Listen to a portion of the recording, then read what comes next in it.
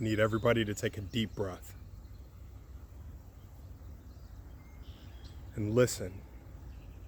And you listen to this as many times as required, because it will do nothing for my ego if you keep listening to it over and over again until you get it.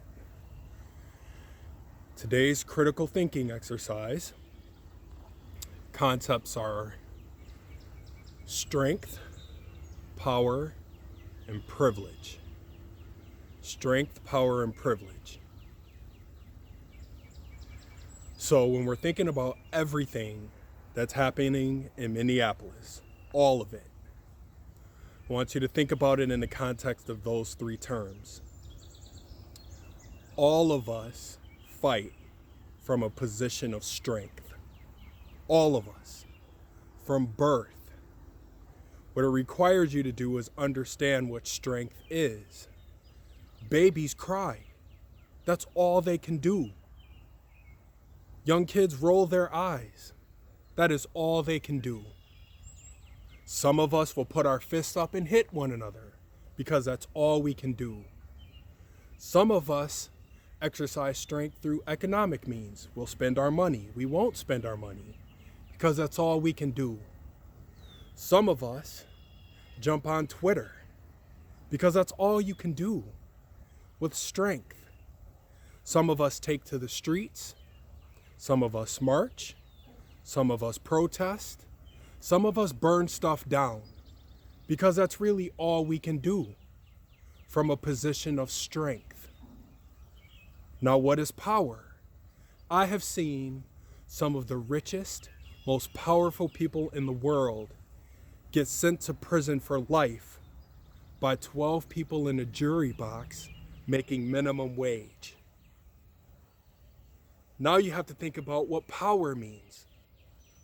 Some of us can lift hundreds of pounds in a gym and be fearful of a person a foot shorter than us because of their position of authority.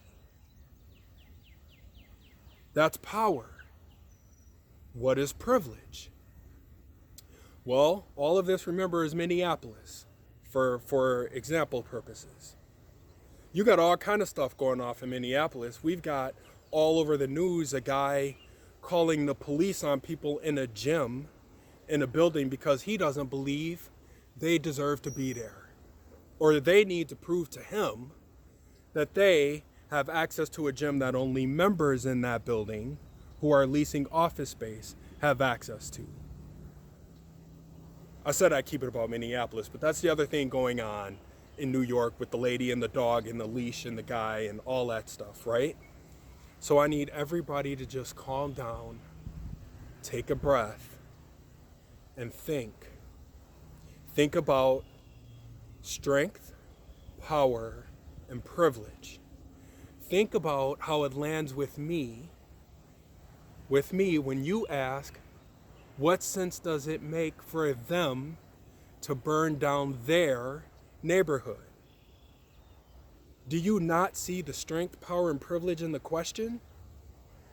The fact that you believe that's them and their neighborhood and their store reflects to me that that's not your store. You don't believe that to be your neighborhood. You don't believe that to be your community. And so you can't understand it.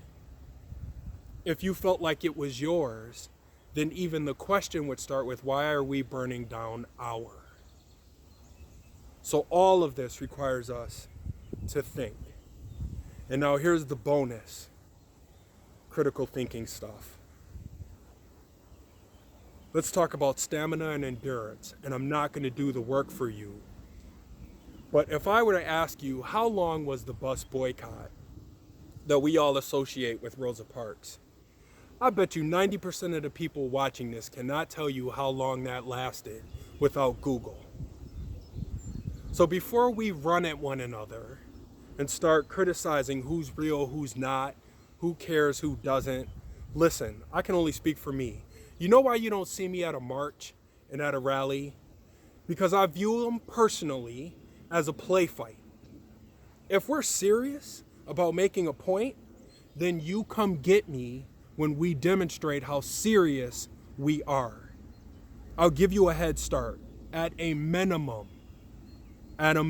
we said, I'm not getting on a bus for at least a year until I can sit where I want to sit. Minimum year. I live in Wisconsin. Can you imagine how serious I would mean it if I said I'd rather walk 5 miles in January in 10 feet of snow before I get on a bus that I can't sit where I want to sit? So when we rally, when we march, that is from a position of strength. To me, it is not a position of stamina and endurance.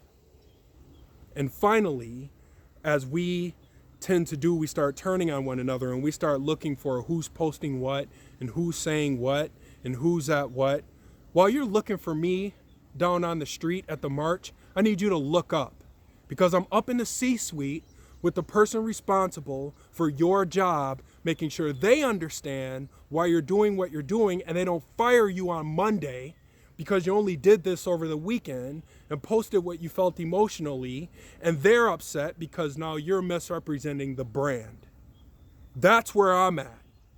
And we all have a role in this, and I'm playing mine, you play yours, let other people play theirs. This whole thing to me is like puzzle pieces fighting over which one is the most important. The borders think the middle don't matter. The middle think the borders don't matter. The borders think they go first. The black pieces and the red pieces and the white pieces are all fighting on which ones we got to put together first. It's a dumbass fight. We all play a role. We all play a part. Deep breath. Everybody pause. Everybody think. Everybody find strength, power, privilege, stamina, endurance, and everything that is happening right now. And then ask your questions. And then selfishly, then talk to your kids about it, because they don't understand anything we're doing. I pray that this message finds all of you safe, all of you healthy, all of you patient, all of you diligent. Thank you for sharing your time with me. I look forward to seeing you tomorrow. Have a good day, everybody.